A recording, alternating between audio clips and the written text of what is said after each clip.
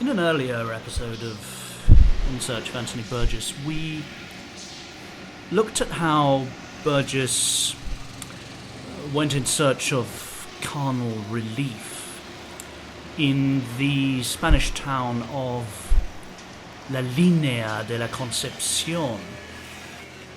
This is during the mid-1940s. He used prostitutes in La Línea, and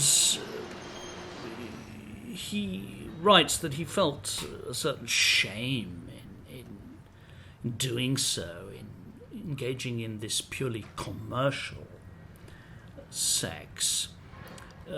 He writes as follows. Carnal relief was not, and never will be, enough. Therefore, he also made attempts to find sexual fulfillment in Gibraltar itself. These were possibly not so happy. He writes as follows. I have learned to associate garlic with the erotic, and to feel excited at the sound of Andalusian Spanish in the mouth of a girl.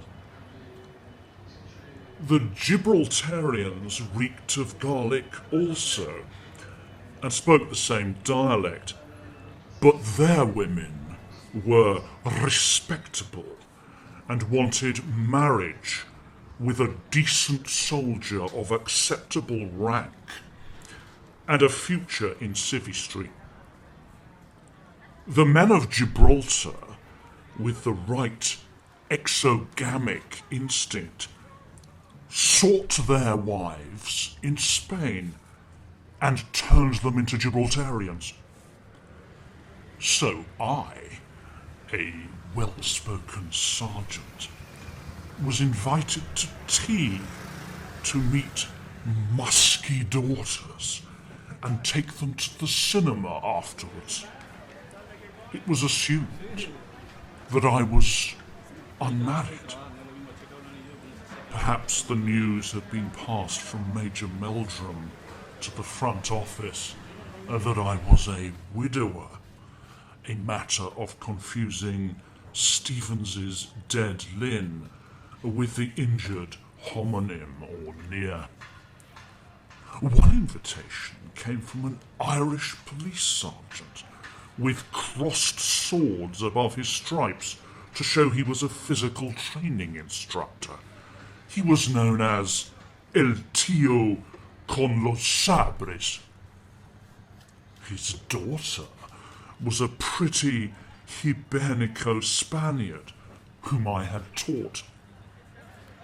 I grew worried at the third invitation and brought my injured wife into the talk.